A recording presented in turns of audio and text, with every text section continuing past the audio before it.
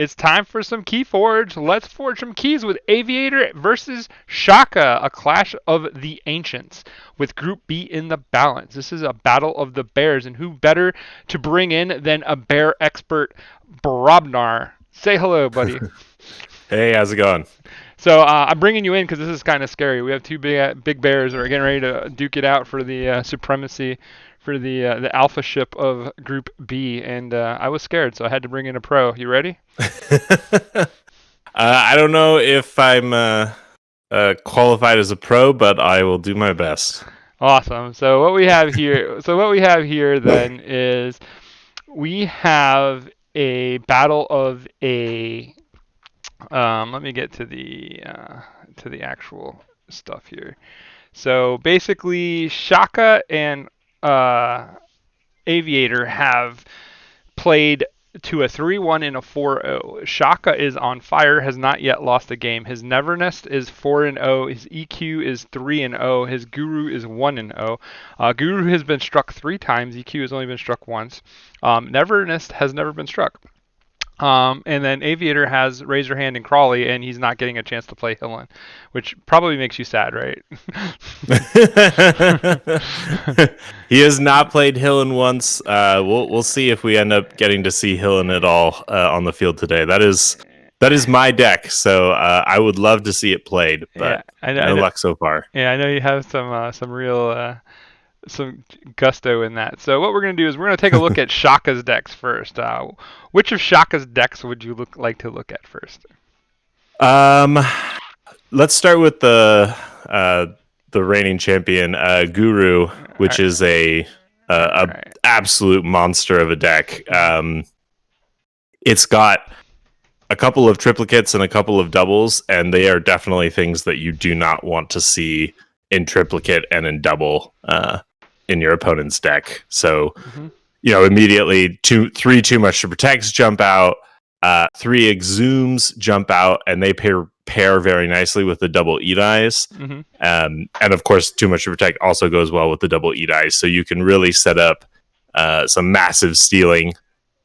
2 wormhole technicians help you to drive up that key cost as well, along with the eat eyes, and of course, I'd be remiss not to mention the double Infernus. Also, just keep coming back with the 3 exhumes there. Yeah, Inspector's been pulling some weight too in this tournament that we've seen in odd fashions, like just timely removals. But Collar of Subordination has to be an issue too. That's like such a wonderful card that everybody just kind of glances over. That card really can do some damage, and then the Neutron Shark being there as well for that artifact and like board presence, like with the 3 exhumes, it's just scary. Like this deck just like is like predatory. Like it's crazy how much value this deck can generate just in the redundancy that it has. And I've seen him play this one a couple times, and it's never good. It's never good for your opponent. It's hard to know what to call out because there's so many good pieces in this deck. It's wild. Yeah, for sure. So we're gonna move on. We're gonna keep this moving on because the guys are ready to go. They're itching to get on to each other. It's like they have fleas or something. But we're gonna take a peek now at Never Rest. So this is BJ Nevernest of the Selfish Cavern.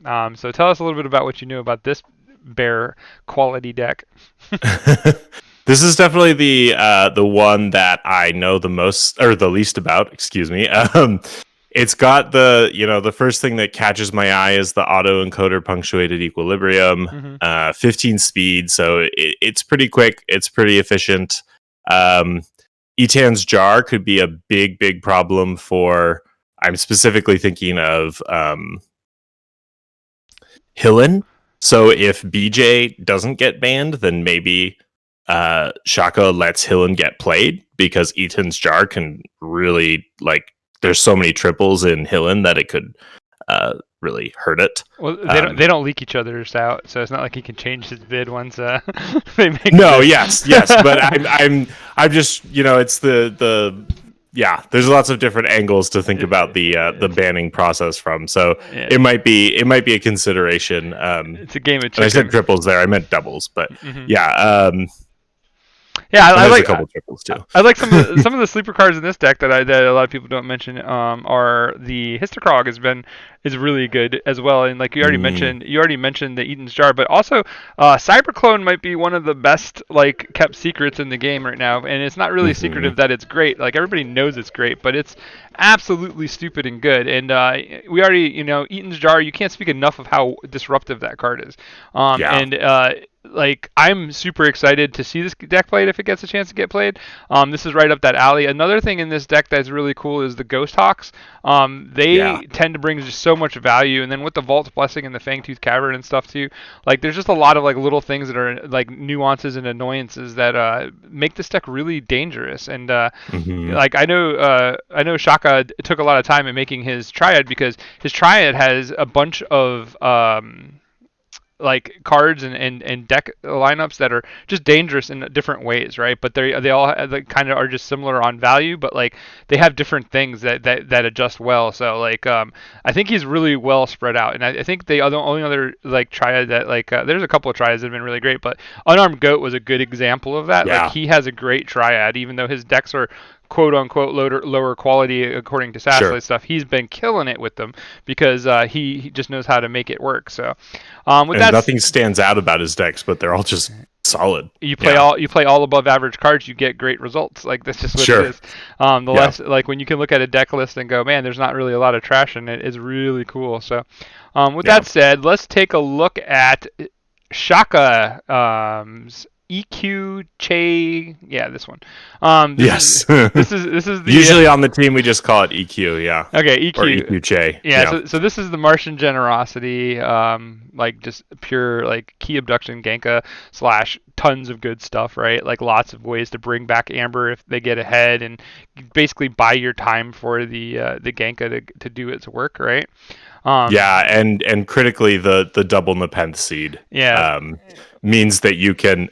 And the owner of this deck is Joe, and he has forged 3 keys in a turn playing against me with it. You know, you got your 2 Nepenthe Seeds down, you just Generosity and then play Key Abduction 3 times and you win. Yeah, and I thought I had the game on lock, and then I lost. Yeah, so it's nasty. If you have no artifact removal, like those Nepenthe Seeds are just basically another key abduction. It's like playing a Genka Kaka.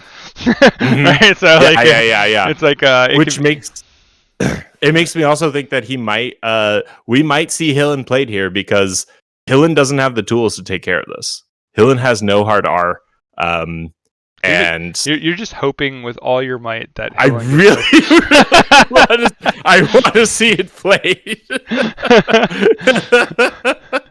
All right, I think it would be a solid choice to let him play it. Like he hasn't had, it's my deck, so like obviously Aviator's played it a lot, but he hasn't had a ton of competitive experience with it yet. Well, and we'll see what the mad scientist. We'll see what the mad scientist Shaka does. Like maybe he will, maybe he won't. Maybe he does it just to appease you. Maybe he loves you that much. Just to make me upset. Yeah. I mean, like you said, he hasn't dropped a single game, not a single game so far. So yeah. So whatever choice he makes, he's thought it through very thoroughly. I'm sure. So we're gonna move into the Aviator realm, and we're gonna start off with Hillen, since I think you know a little bit about this deck. So I'm gonna let you talk on it. I know a few things. Hillen is a beautiful deck. I could go on and on about it, but the kind of key thoughts about it would be the double bows with 3 Stirring Graves. So there's no safe. I always get it mixed up. There's safe place, but there's no safe house. Right. So usually that's the combo you're looking for. But with the 3 Stirring Graves and all the removal in this deck, you're happy to have. It's fine. It's fine without a safe house. We're seeing a really cool niche rare that I have not seen a lot of since its in inception here either, in the Pale Star. That it seems like it does pretty good work here as well. Pale Star is great because you've got Sack of Coins also in this deck, so you can make a massive one-sided board wipe. Also, Pale Star synergizes really well with Savage Clash. Right. You can just pick whatever cards you want to live and die. Yeah. So lots of great uses there. And then you could just run the whole board clear if you want to. I have a deck with 3 Savage Clashes and Amber Lucian, which is kind of similar to the idea of like punctuated equilibrium and what it does. And people are just like, that's just too many clashes. I'm like, no, it's not. It's actually the exact right number of clashes. It's perfect. Yeah. Like Hillen's basic approach to Keyforge is we don't care about the board. We're going to clean up everything on the board all the time, all day. Yep. And you just aren't going to be able to get anything done. And when you do, I'm just going to steal your amber. Right. You're just out-tempoing. Like, you're playing quality cards and out-tempoing here. This is a great deck. I played against you with it, so I know. Yes. And you should have beat me. You should have beat me. But you made a mistake. It was a good game. It was very close. So we'll see what happens. We'll move on to Razorer. You see Harlan in a bucket because it's awesome. Then we are going to talk about Razorhand. This is, I know, one of Aviator's favorite decks. Again, this has the things we like to see, a lot of consistency in multiples. You do have the library access with Phase Shift and Scrambler Storm, so like you have this like great library access turn where you can actually bring things up to bring it out to get value and then lock them out with the Scrambler Storm. And I like the way the logos rolls. And then you have the double Control the Weak that you could phase shift into if you want to, or you can go the other way with the Lights Out or the Too Much to Protect. Like, just lots of cool like on the fly kind of decisions to make with this deck. And I think Aviator's played it enough that he knows where he's going with it. And then you have like the bonus of like he has the choice to play Soul Snatcher or not.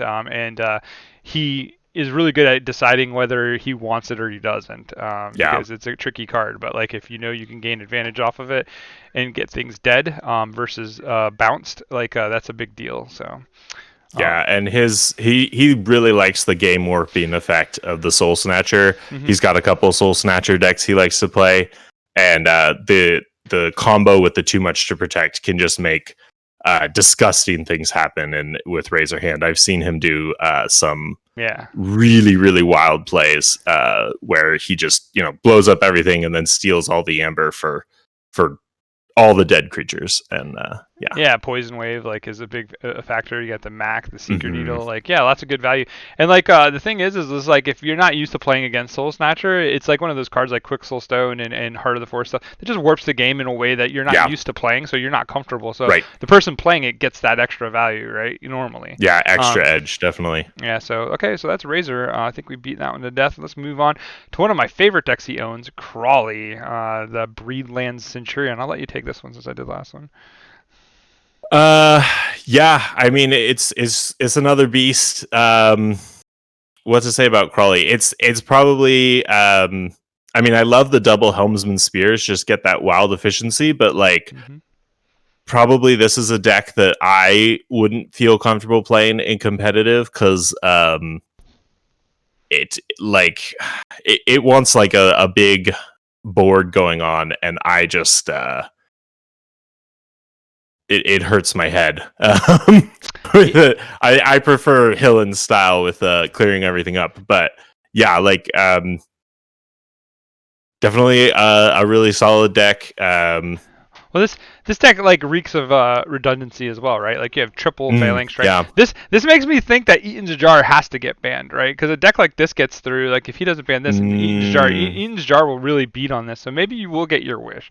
I think that's true. Yeah. But at the same time, like the triple Phalanx Strike, the double Helmsman Spear, like you can really high roll this Star Alliance. Plus you have the Science Office Morpheus, which I think is actually a dud. It doesn't have as many targets as it has the Gallums, I guess, and the Odak, but like for the most part, like this isn't the kind of deck that really maximizes the Morpheus, but it's still value to be had there, but it's not like the super Morpheus, so maybe that distracts people a little bit. Like that's like one of those cards that you go out of your way to beat, like they talked about on Help from Future Self, like where it's like, oh god, I've got to kill Morpheus. Maybe you don't. Maybe depending on where you're looking at and you know where you're going with it, maybe it's not as important as you think, but I guess that remains to be seen. Not a ton of those Star Alliance play effects here, so that's a good point. But he does have an Eat-Eye, like I said, in other houses he has some play effects that are cool, but like there's really not that many that are going to be over.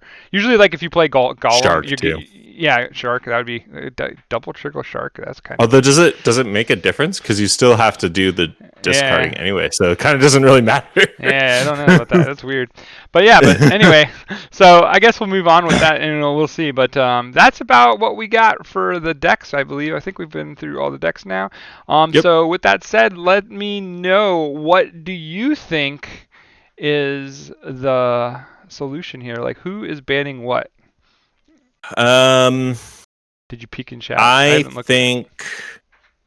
I think that, like, given what we've said, I think Aviator bans the Eaton's Jar deck. I think there's too many doubles and triples between all of his decks that, like, it'll cause a problem for any of his decks. So I think BJ gets the ban from Aviator, and I think I hope that Shaka bans maybe Razorhand. Interesting. We'll have to see. I'm waiting on to get messages from them. But I kind of think that Hillen gets banned here, and I believe that I still think Hillen gets banned, and then like maybe like Nevernest, the MM deck. Like, I think that has to go. Eaton's Jar has to get killed, right? So. Yeah. Like, I don't want to play against Eaton's Jar ever. Yeah, so. I agree with that. I think Hillen's got a good chance of seeing play today because Che, I think, has all the tools it needs to beat Hillen. Okay, I think Che can take out Hillen. I just got the words in. So the MM deck is banned, Nevernest, and Hillen. Sorry, Shaka does not. So there we go. I think you did that just to make me sad. I think that's. Say no MM today is what Aviator is putting out. So we're ready to get to this game and get this bear party started. It's always so sad to see this. It happens. Bear violence. I mean, 4 of my guys are in the same division because I have a lot of APAC guys. So. Yeah. That's right. I covered a couple of those. Yeah. Yeah. So it always sucks, but like it's good for them. They're growing. Like all of them have had good shows so far. If the only loss that Shaka gets is to Aviator, that's pretty good. Can't complain about that. Yeah, because that means he wins season 2. It's a good call there. That's a good call. Only loss you have is 8. Unless he loses to Aviator twice, then that would be different. And that would be sad panda days. But yeah, I mean, I think that's like the best path for both of my teammates getting into the final. So I might be okay with that, I guess. I mean, there's only they only play one time against each other, and then it goes to the 2-3 seed versus the 1 seed. So yeah, it's just tricky. Like, we might try to switch it up in the future sets because, like, people are like, why can't we play somebody from a different group? And I was like, yeah, it wouldn't have been bad to switch like A and B and then like C and D. But the problem is like you have to have equal East and West groups, and that's the hard part. Because I mean, I guess you could throw APAC in with the East, but anyway, those are all schematics that we have to think about, and we're not changing mid-season. Like, we already had this in play, so. We don't. Yeah. We don't change. You got the password? Yeah. Okay. Good. Yeah. I can't change midstream. That's for sure. All right. So before we say go, let me make sure I get the game up for the peoples to watch. Where is my full screen? Boop, boop, boop. I changed everything around, and now I'm having a hard time finding my full screens. Boop, boop, boop. Let's see. I just got to take down the cards. I believe that should be good. Yeah, that's it. Boop. And you get Harlan in a bucket because he's my new flagship. So here we go.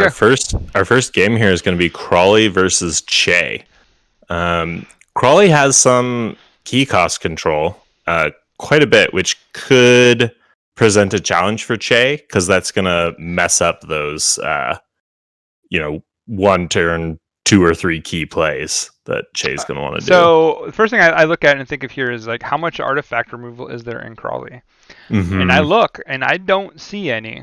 Wait, let me make sure. Neutron Shark. He got Shark. He has Shark. Yeah, he's got Shark. So that's going to be pretty key. So if the Shark gets played and gets pushed off to the side and is out of the way, then That means that Shaka has a chance to go like triple key abduction, Martian Just generosity. go crazy. Yeah, Yeah, and yeah. with the amount of taxing that you're talking about that Crawley does, that actually puts him in a bad spot because the taxing doesn't stop it's not going to stop the Martian generosity throw because he's going to throw for like 20 cards, like 25 cards, like, and that amount of tax is almost impossible. So, He's asking if they're good to start. Yeah. but we're good. Yeah, we're good to start. I think we're good to go. Let me type out "good to go" because people tell me GTG means something different. Bye. It's like there's a context in it, right? When in the beginning is like, "Are you good? Are we good?" And I say GTG, that you should know that means good to go, not I'm going away. But I could see the confusion, so I've stopped. I'm old. I'm allowed to be stupid. I just got my vaccination. I think we're all yesterday. allowed to be stupid. I'm one fine. step closer to Worlds. I got my vaccination yesterday. I know you got Oh, yours. congratulations. Good stuff. Yeah, I got to go back. Cold of the Week is a pro-vaccination podcast. Go. Yeah, go. We're not a podcast. We're a YouTube show. But anyways, go get vaccinated. Yes, please. Either way. All right, so we see an early pump of this that is not going to get stuck around. Going to get bounced right back. Ooh, Dusk bounced right back into Dusk Witch.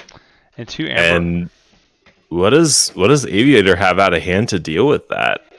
Failing Strike? Oh, he's got a ton. If he's got a creature? He's got a ton of Failing Strikes. He's got a lot of Failing Strikes, so there's a decent chance he's got one in hand. Stomp is going to do it, though. And there's the Pompidus. I'm kind of surprised that he decided to go with not putting Amber on Pompidus. Making it a little bit bigger. I mean, it worked out the first go round, right? Not getting it bounced.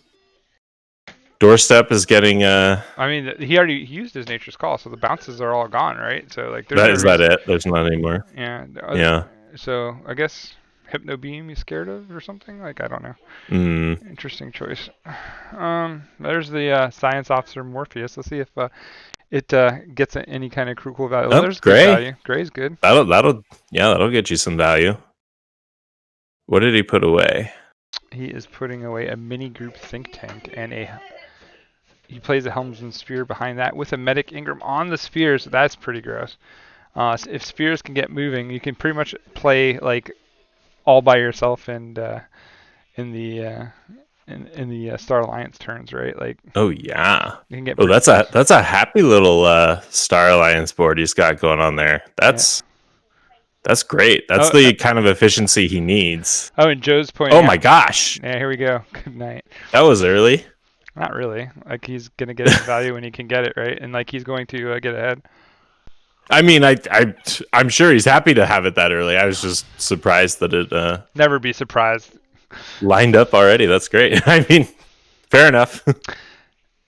And Joe is pointing out he has Glimmer as well, so he can go get that Nature's Call back. So that's a big deal. It's nice, okay. It's nice to have the owners here for the small things. Mm-hmm. I would have totally missed the idea about Glimmer. Yeah, over my head for sure.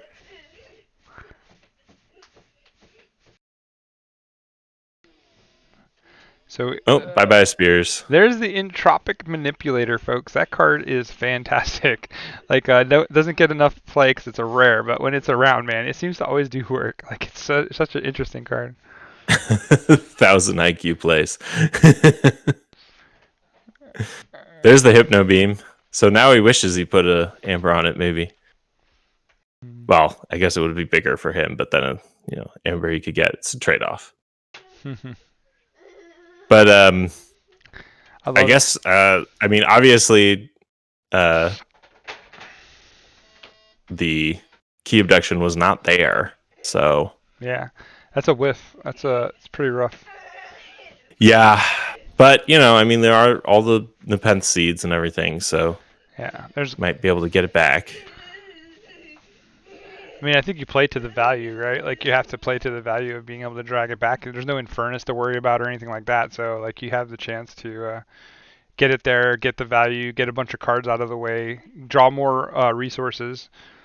Mm-hmm. Like, he has a lot of options right now. Like, whether they're great or not, that's one thing, but there's a lot of options. Definitely, yeah. Yeah, and he managed to get rid of the spears in that turn, which was good because shut down that efficiency. Because I have to imagine that Aviator is searching for the shark at this point. He wants it to be ready to go. Yeah, you need to have the shark ready. And there's the Gorm of Orm. And cycling back to the shark is going to be super important. I don't think he has a way to like pick it up and use it. You know what I really like about EQ is that it has a lot of artifacts, and people people undervalue the fact that playing artifacts is actually good for your deck because it weeds out cards that you don't have to redraw again if they don't have ways to get rid of them. And I've seen that a lot in League where like the value of the cycle and the times that you go through your deck are grossly affected by the amount of artifacts that you're playing. Especially with like the age of the autoencoder, right? Like autoencoder, autovac, and a bunch of other stuff. So it's a very interesting new evolution of the game as far as like value goes. Ooh, Grey Rider onto Golgotha, gonna clean up some of these little itty bitty critters here.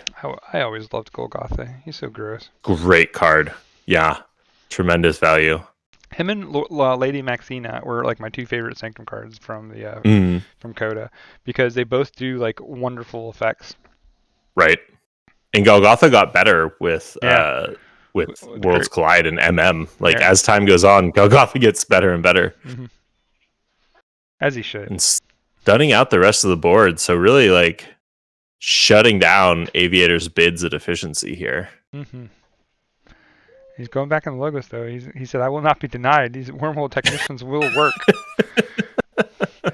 Bear is saying, I will not dance for you. So you see a little bit of stubbornness here. This is a bear quality. Goodbye, Golgotha. This is a bear quality, right? That's right. Yeah, he keeps going. Oh, and there's the shark. Okay, so he decided not to hold it for the baby shark. He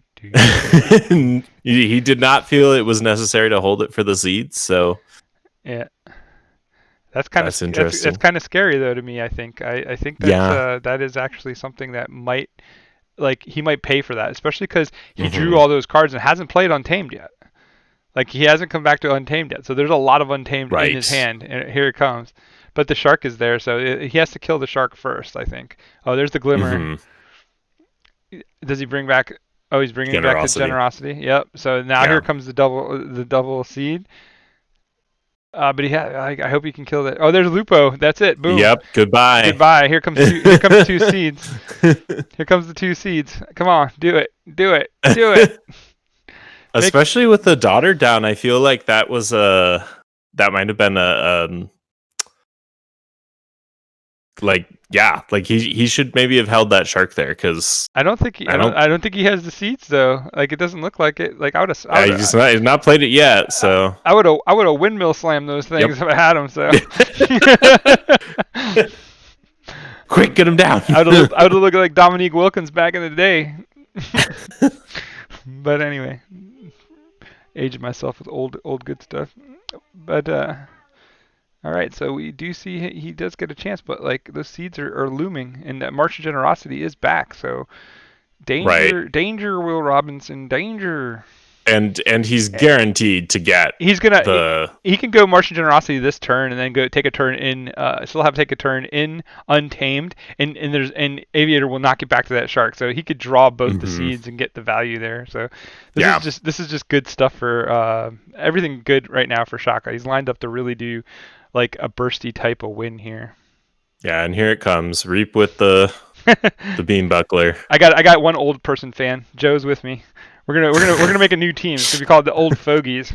And we're just gonna sit down at the table and be like, "Get off my lawn!" It's gonna be our battle eldest cry. Bears.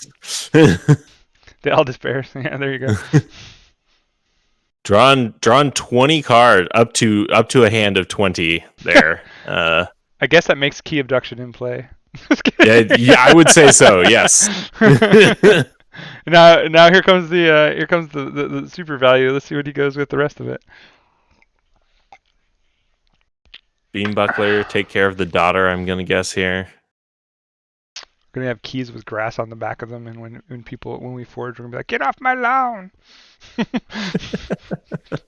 I'm down for the flavor of that team. But anyhow. Yeah, I mean, Aviator's in trouble here. I don't know what responses he has, because he's still got 9 cards in the draw, and there's no guarantee that he draws right back into Shark at all. So yeah, that's what I'm saying. Like, there's a lot left. Like I said, like I think he has time to drop both the seeds and get back to that key abduction. Like, like I don't see where he doesn't have that line, and I know he's a shark himself, so he sees it. He tastes the blood in the water. The shark failed his timing here. I would be surprised if we see any house besides Untamed called next turn. Just, we know he has the seeds. Yeah. Just get him out, and then just build back up to that next play. Yeah. I do have a new King of the Hill event that I've started called The List. So if you catch any of my Twitch streams ever, I basically am the guardian of the list. So you have to beat me in a game against one of my 3 decks, and you get points for which deck you beat to get there. And then basically we're going to have a rolling set of points, and then it's going to reset every time I do a top 8 invite tournament. And basically you guys get to play for cool decks and stuff like Genkas. Like I've already said, that the first one will at least be a Genka deck that I own, so which is Elder Jarp Steel. So check it out. And find me on Twitch. It has to be through Twitch and Discord. That's all we're doing. There's no websites or nothing else. So that's my plug for the day. Check out the list. Yeah, you were talking about that. That sounds good. Get in the Discord. I put Proliferator is down here behind a warded auxiliary. So it's not even necessary. Here comes the seeds.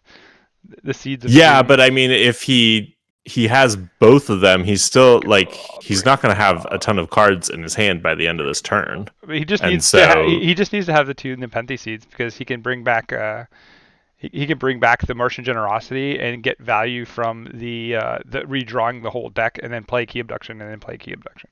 So like he'll get back his, like he can spare 1 seed for Martian Generosity and 1 seed for Key Abduction and still win with 2 keys in a turn.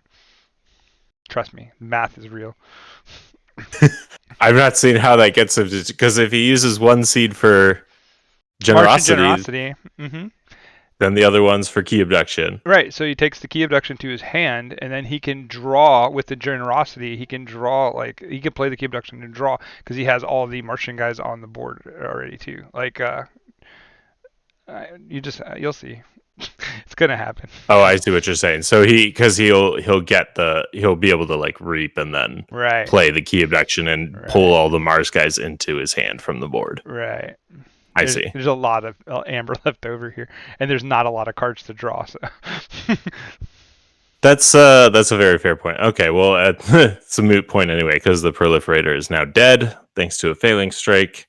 Well, he should be killing all of the Mars creatures. That's all the Mars guys have got to go. Yeah. Yeah. See, that's 3 extra amber right there for that generosity to come back. And yeah, and you're gonna draw the Key Abduction off of the generosity. So here it goes. Aviator says hides under rock. It's game over. He knows what's coming. It's game over. Well, I guess there's a chance that it's not, right? Because he's got 1, 2, 3. So he's going to be up at 6, so 12. He's drawing 12 of 19 cards to hit the Key Abduction here. He should be getting the pretty good odds, but not guaranteed. It's not perfect. Yeah. Oh, he's grabbing the Key Abduction early. That might have been a small. Well, probably not, but maybe it could have been. He's doing generosity first. And Aviator says, "I'll go first, second game." Shaka wins the game. He popped it anyway. He popped Key Abduction. Uses encounter seat to ward wormhole technician. Uses Key Abduction. That's funny. Good game though. That was it. That was the flavor. That was the real deal I know Joe loves to see his deck in motion, and that's like Genka's just a thing of beauty. And people who play Genka, they know Genka. You could smell the blood in the water as soon as there's a mistake. You're just like, that's game over. I don't know how you could say that. I'm like, trust me, it's game over. Oh, you only need it.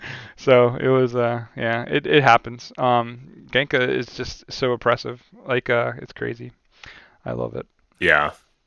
I have 4 Genka decks. 2 are Genkakas. I just got Everlurker Ginkaka. off of Mr. Hater, so that's pretty fun. It's a lower end Genka, double Genka, but when you have Genka with 2 key abductions, it's pretty dangerous on the high roll. So I'm a pretty big fan. Yeah. No, definitely. I mean, yeah, you're just increasing your odds, like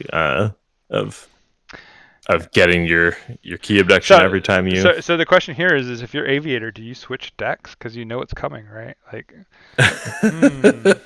this is like the big debate in the format. Like a lot of people, Right. They don't know like what to think, whether they shouldn't. I think it depends on the matchup, but again, you still have to win with both, right? Like so. Right.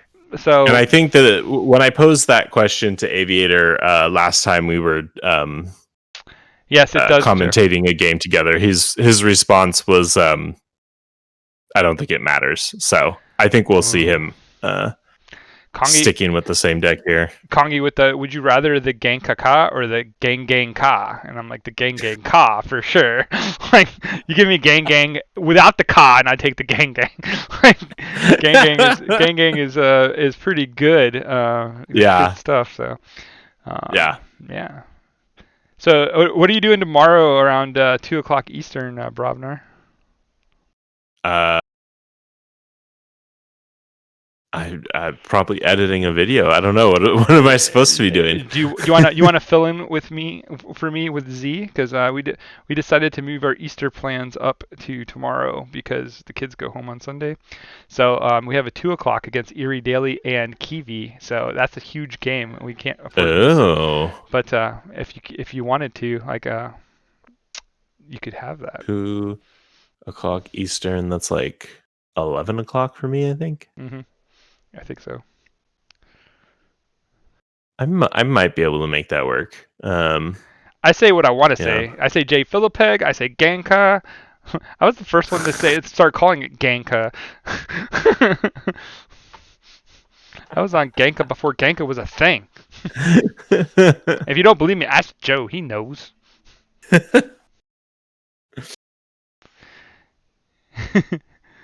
Yeah. Joe is a Genka aficionado. I know. I used to talk to him about Genka all the time. Him and Dan.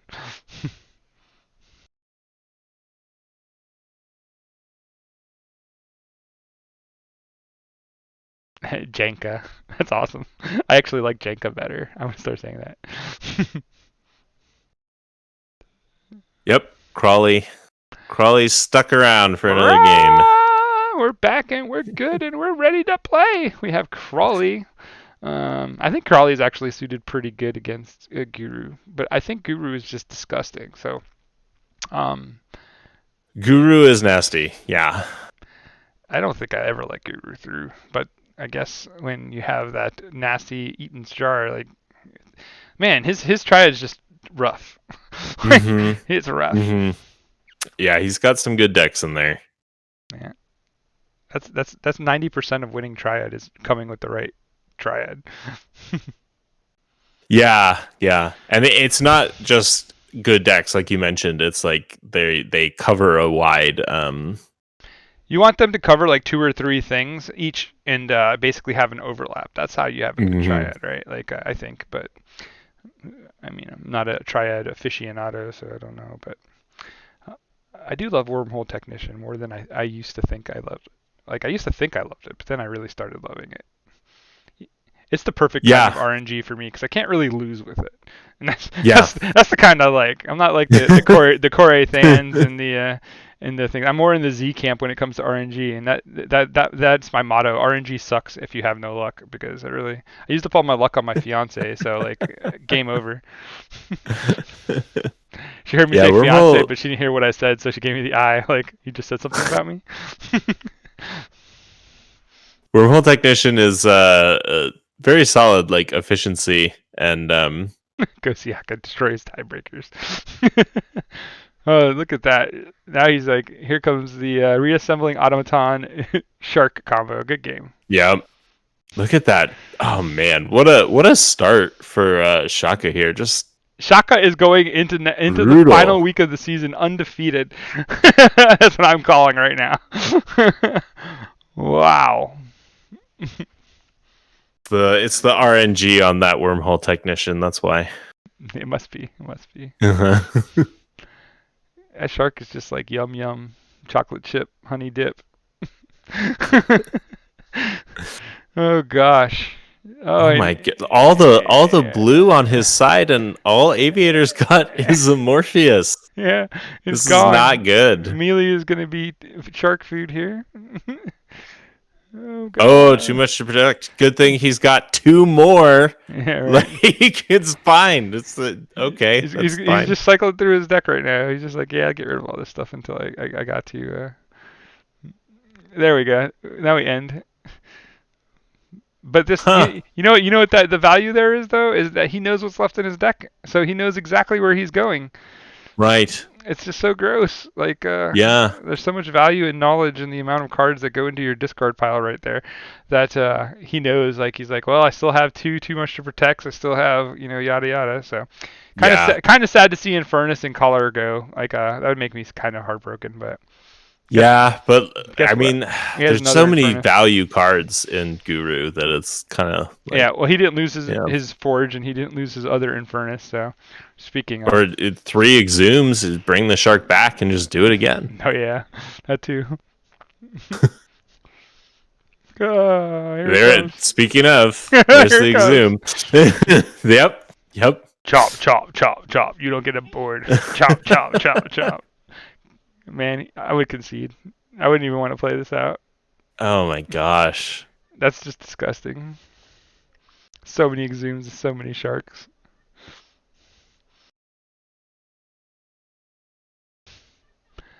Exhume is such a great card. Mm-hmm. I always was in the camp that it was the best AOA card printed. Yeah. I mean that's besides Genka. Besides fair assessment.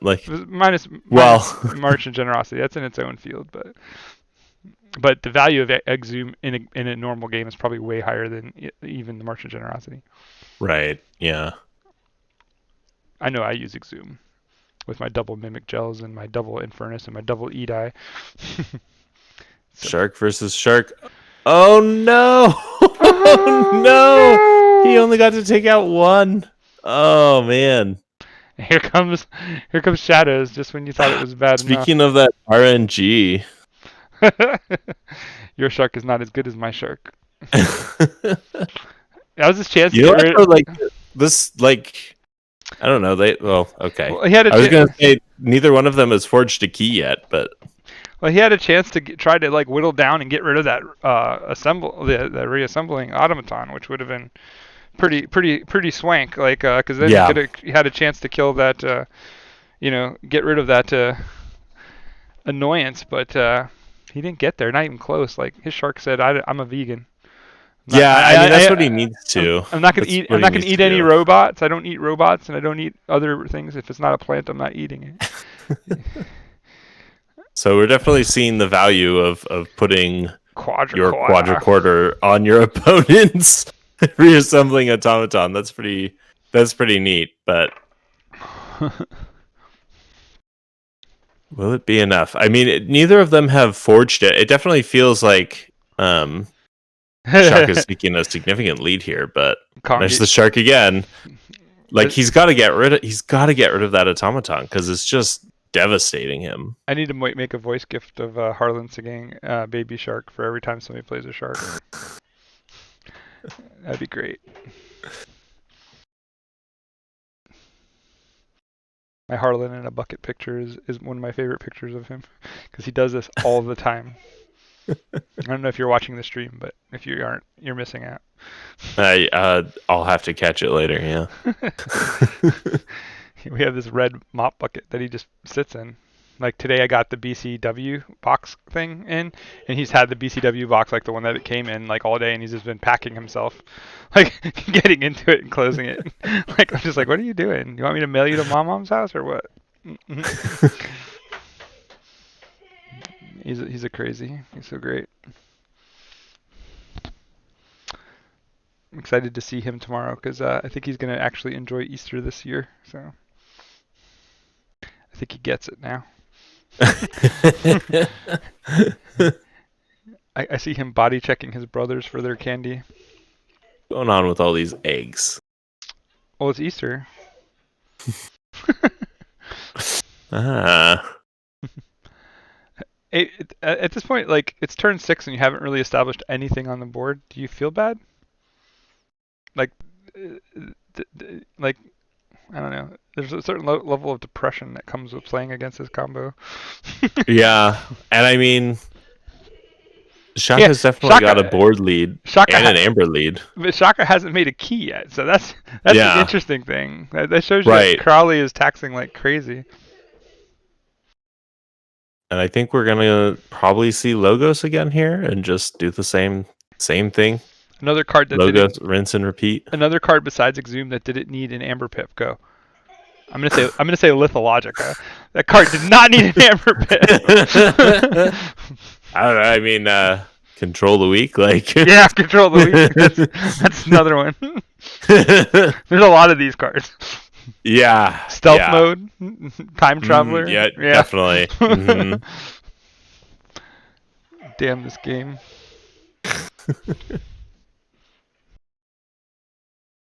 Nature's Call. Logos again. Nature's Call is a good one too. We just named like all my favorite cards in the game. I mean, there's a reason, right? Like, yeah.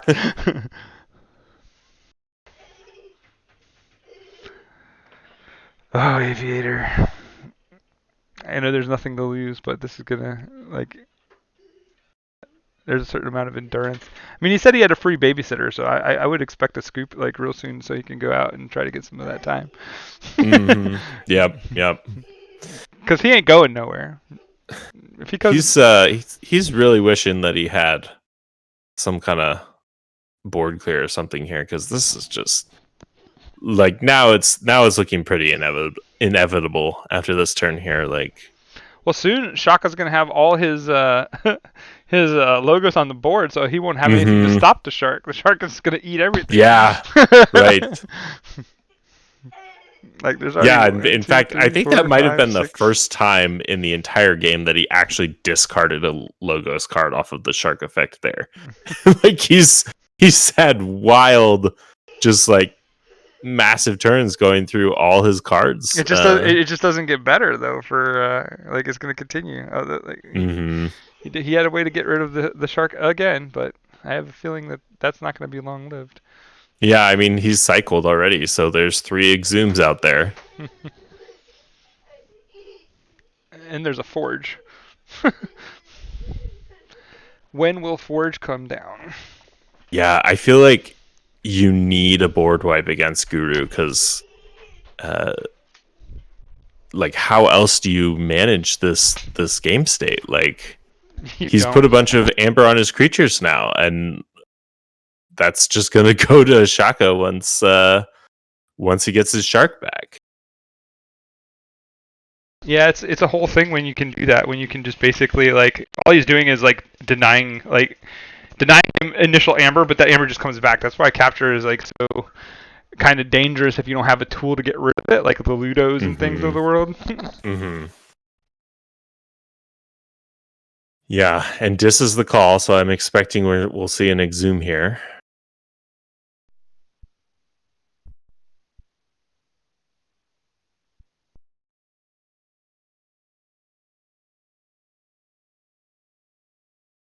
Yep, there it is.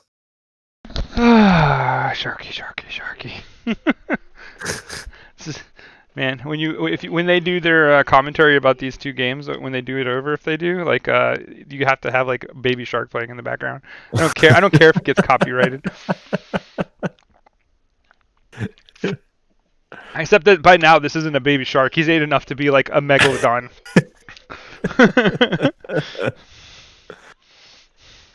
Oh boy. Yeah, and off that amber, he goes into check again.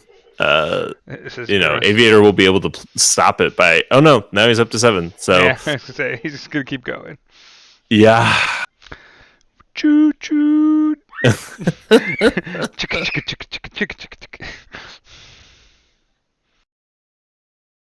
This is actually the new game Flesh and Blood. We're not we're not playing Keyforge. This is all about to destroy your opponent. I think that's what the game is called. I don't know. I've never looked at it, but heard it was good.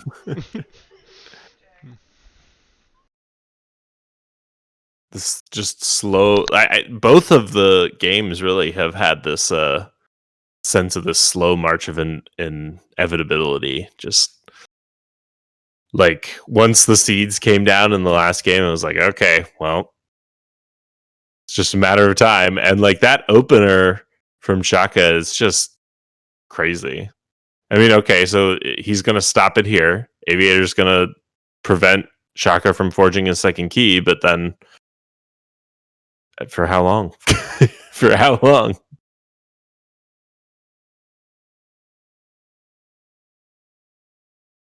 Logos, so he doesn't have another Exhume.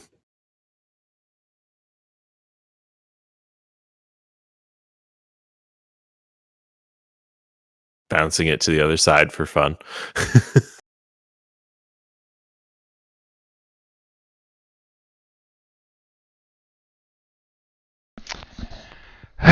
Rinse and repeat. This is almost as good as Heart of the Forest. At least it'll be over sooner than Heart of the Forest. I'm just putting that out there so that the conversation in chat could pick up, since this game is kind of one-sided.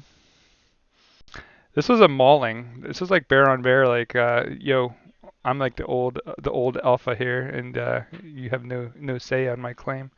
This is my rock. Yeah. This is Doom.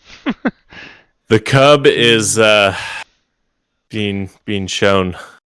Well, both these guys were in season here. 1 too, so they both qualified through making top 16. No, wait, Aviator had to requalify. He didn't make top 16, but Siaka was in the top 16. So they're seasoned KFPL guys. They know what they're in for, and Siaka came ready to play this season. I've been very impressed with him. Yeah. I always knew he was a great player, but like he's really pushing the envelope this season, which makes me happy because we kind of owe the Atlanteans some redemption for coming over into our neck of the woods and winning the tournament from our side. I was kind of jaded by that, I'm not gonna lie. So I'm all in for the collar on Spears. Just to make it worse. Yeah. It's like, yo, I'm gonna even take your best stuff. I'm never gonna use it, but I'm gonna take it. Right. Yeah, I mean, the shark was long ago purged, which is kind of his like best bet at cleaning up this. His only bet, like, because he needed to have a chain of things. I guess if he got enough failing strikes, but he's never gonna have enough bodies to make creatures on the board. Yeah, to make the failing strike work. So that's the bad part. The failing strikes are. I think he's purged. Like, how many of the failing strikes are gone? Just one. And city state. Just the one, but bad. Yeah, it's enough. Aviator hasn't even. I don't think he's even gotten a check.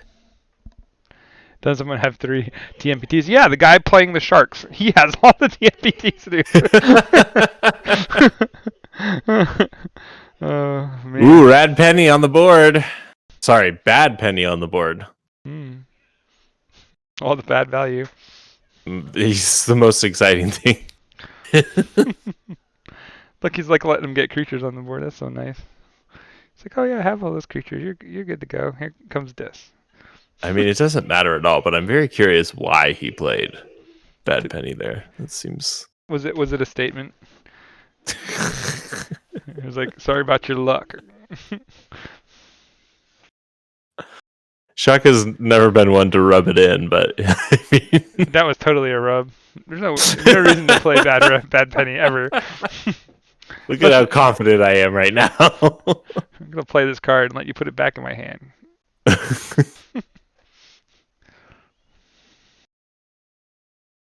And there's the shark. No surprises there. Do do do do do do. Yeah, one. Oh I mean, he doesn't have dis, but like some way to purge the shark. He's wasting his date night. A board wipe. He's like, all right, come on, let's wrap this up here. Got places to be.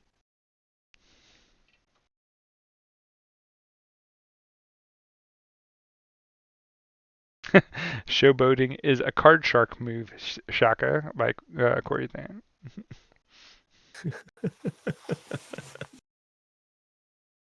I've never seen a shark eat so much and not gain weight. Nom, nom, nom, nom, nom. The shark is like super healthy and eating like a rock, but I guess he gets a good workout killing saurians.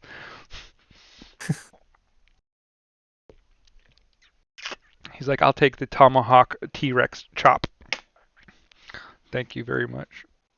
There's a good game. There it is. Aviator got handled. Just handled. Decimated. That's I mean, that was a brutal matchup.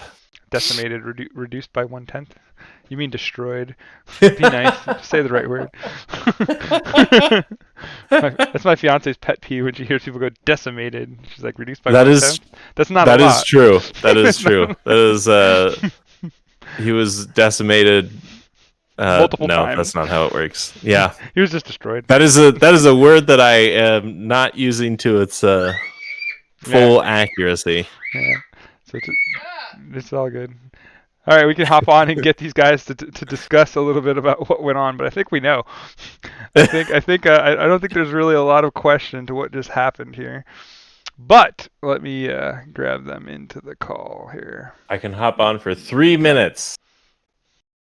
All right, I'm here. Shaka's here. I got the Aviator here. We're waiting on the Brobber. There's the Brobber. So good game, bear on bear violence, and I think that Shaka is still alpha. So it would seem.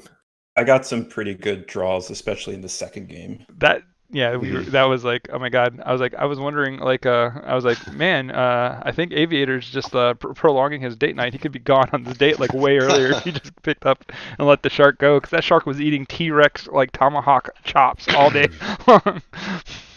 Yeah, I think you guys might have spent more time on the pregame commentary than Shaka took, breaking me open and spilling me out. But well, I just wanted to say really quick, because I was hoping to get Crawley versus Guru game 1, because I thought I had a pretty good chance here, and that opening Logos was just completely ridiculous. And then and then of course you played it to the max and never let up on the gas. So well done. Yeah. What was your thinking, what was your edge that you thought you would have had in that matchup? Well, usually Crawley ends up completely controlling the board, and against even against decks that want to like build up some sort of I'm combining these things, it tends to work well, and Crawley usually does really well into Infernus too. I think I suffered a lot here from Shaka knowing Crawley really well, and so he knew exactly how to hamstring me. Right. I think he just drew the nut too. Like, he was definitely like way ahead of you in both games. Like, the generosity one, he had to work a little bit, but like I saw that one coming. Like, you were like falling farther and farther behind. And then when you played your Neutron Shark in the first game, I was like, well, that's it. Like, that's gonna be there's no chance that you have wiping out his seeds. And like, I was like, that's gonna be hurtful. Like, because I don't think you can rotate your shark back into your deck fast enough before he hits the 2 seeds. And then like it was interesting.